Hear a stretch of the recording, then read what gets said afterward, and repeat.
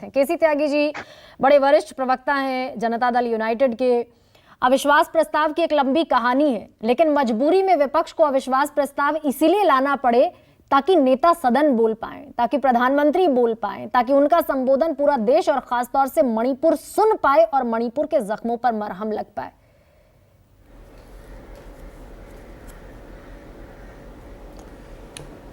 गर्मा जी, मैं अपराजिता जी को संबोधित करते हुए एक शेर से अपनी बात शुरू करना चाहता हूँ, क्योंकि इन्होंने भी समूचे देश को अपनी पार्टी का संख्या बोध कराया है।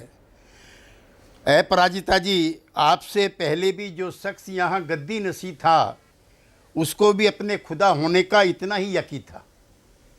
इस संसद ने 400 प्लस की पार्लियामेंट देखी है, उनके खिलाफ भी अविश्वास प्रस्ताव आया है।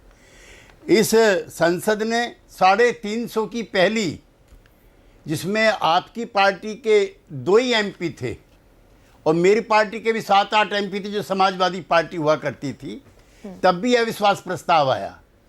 और ये अविश्वास प्रस्ताव लाना क्यों पड़ा, मैं गर्मा जी थोड़ा सा अपराजिता जी को ही संबोधित करना चाहता हूँ जी।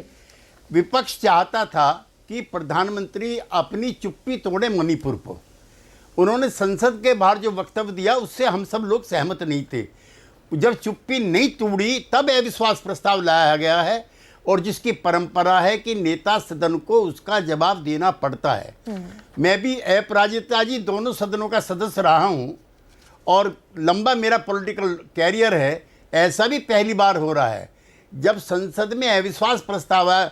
हमने पंडित जवाहरलाल नेहरू को देखा, इंदिरा जी का भी जलवा देखा है, और हमारे नेता थे अटल बिहारी वाजपेयी जी, उनकी भी गरिमा देखी है, उनका भी रुतबा जलवा देखा है। सब अविश्वास प्रस्ताव के दौरान सदन में बैठते हैं, सुनते हैं और एक एक वक्ता की जो विरोधी है उसकी बात का जवाब देते हैं। मैं बहुत कठोर नहीं होना चाह रहा, लेकिन क्या अविश्वास प्रस्ताव ये वर्तमान सरकार के खिलाफ आया है, राहुल गांधी के खिलाफ आया? एक तो मैं ये समझने में दिक्कत है मुझे। और पंडित जवाहरलाल नेहरू का मैं वक्तव्य पढ़ूं, जिन्होंने बहुत गर्व के साथ कहा कि अच्छा है भी आप लाए हो अविश्वास प्रस्ताव है, और इसको उन्होंने कहा कि ऐसा आप अगर समय समय पर इस तरह के परीक्षण करते रहें तो अच्छी बात होगी। जवाहरलाल से बड़ा इस देश में कोई प्रधानमंत्री नहीं हुआ जिसकी जवानी के 12 साल जेल में गुजरे हों, जिसके पिताजी के पैसे से आज़ादी का आंदोलन चला हो। वो भी मोडेस्टी के साथ ये कह रहा, और वो कितना बड़ा था।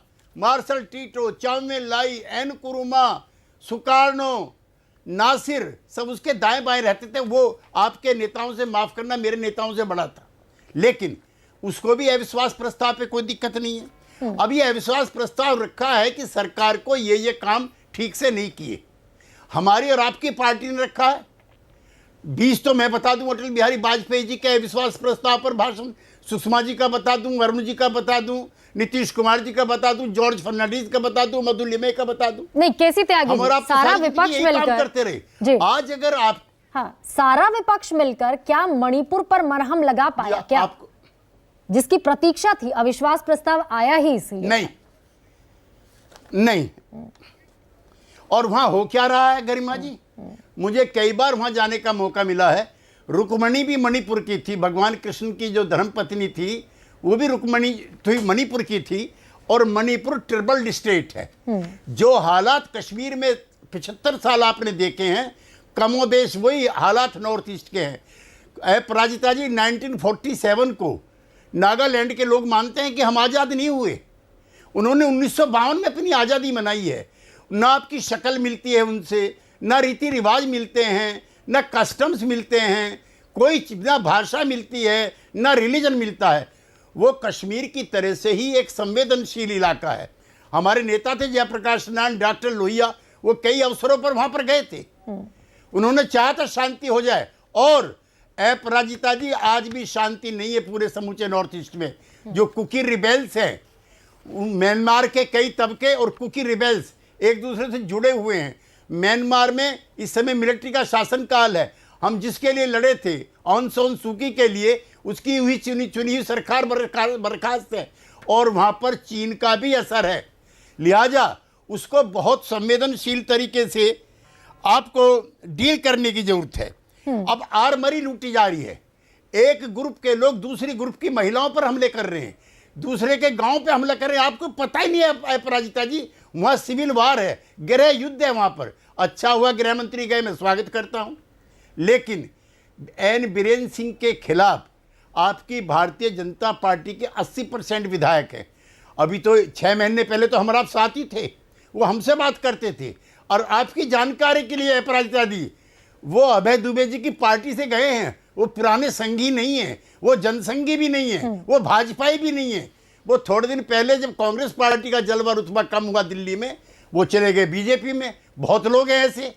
अब वहां पर अगर जल्दी कुछ काम नहीं किया प्रधानमंत्री ने, मैं वहां राष्ट्रपति शासन के पक्ष में नहीं, बिल्कुल केसी त्यागी हुई सरकार है, 5 साल काम करो, लेकिन मुख्यमंत्री बदलो,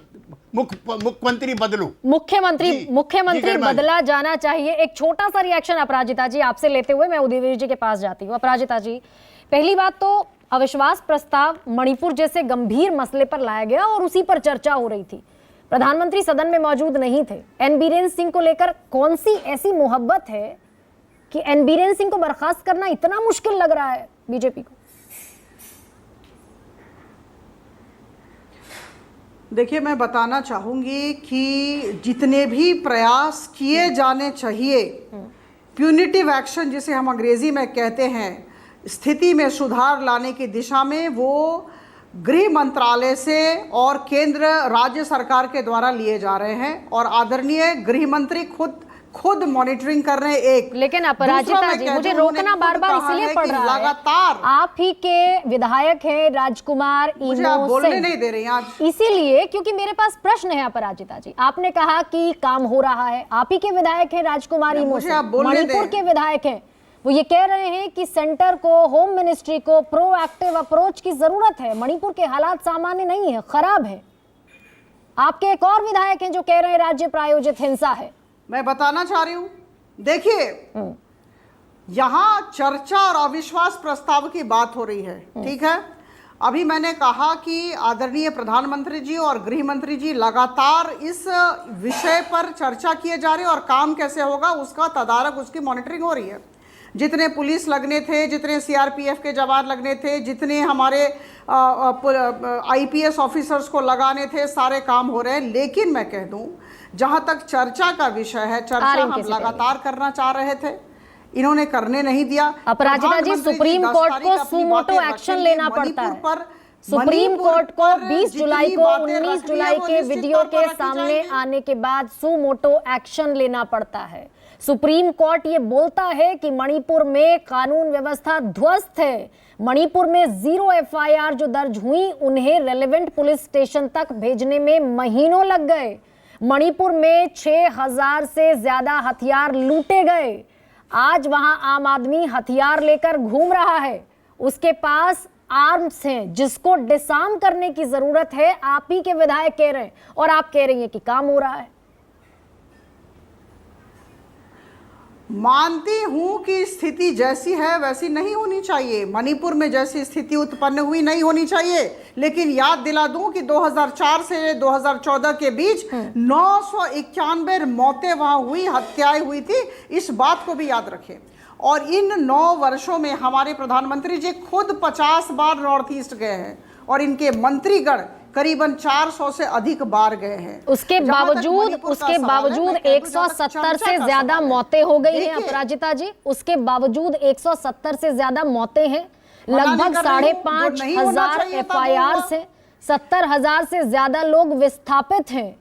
और लगभग आपको मैं ये भी बता दूं कि होम मिनिस्ट्री की अपील के बावजूद लगभग 4,000 हथियार, जो कि अत्याधुनिक हथियार हैं, AK-47 है, इंसास राइफल्स है, सेल्फ लोडिंग राइफल्स हैं, ग्रेनेड है, कार्बाइन है, बुलेट प्रूफ जैकेट्स हैं, वहां लगभग 35 पुलिस स्टेशन लूटे गए हैं, सिविल वॉर है। आप जिन तमाम तैयारियों का, जिन तमाम कदमों का मुझे और मेरे दर्शकों को हवाला दे रही हैं, वो वहां नाकाफी है, ये देश की सुप्रीम कोर्ट ने कहा। और 78 दिन लगते हैं अपराजिता जी प्रधानमंत्री को 36 सेकंड बोलने में। संसद बैठी, क्या हम मरहम लगा पाए, मेरा ये प्रश्न है। लेकिन ठीक है, आप मानती हैं कि आपका फेलियर है, ये भी, इसके लिए भी मैं आपको साधुवाद भेजती हूं। लेकिन मैं लौटूंगी दूसरे राउंड पर आपके लिए।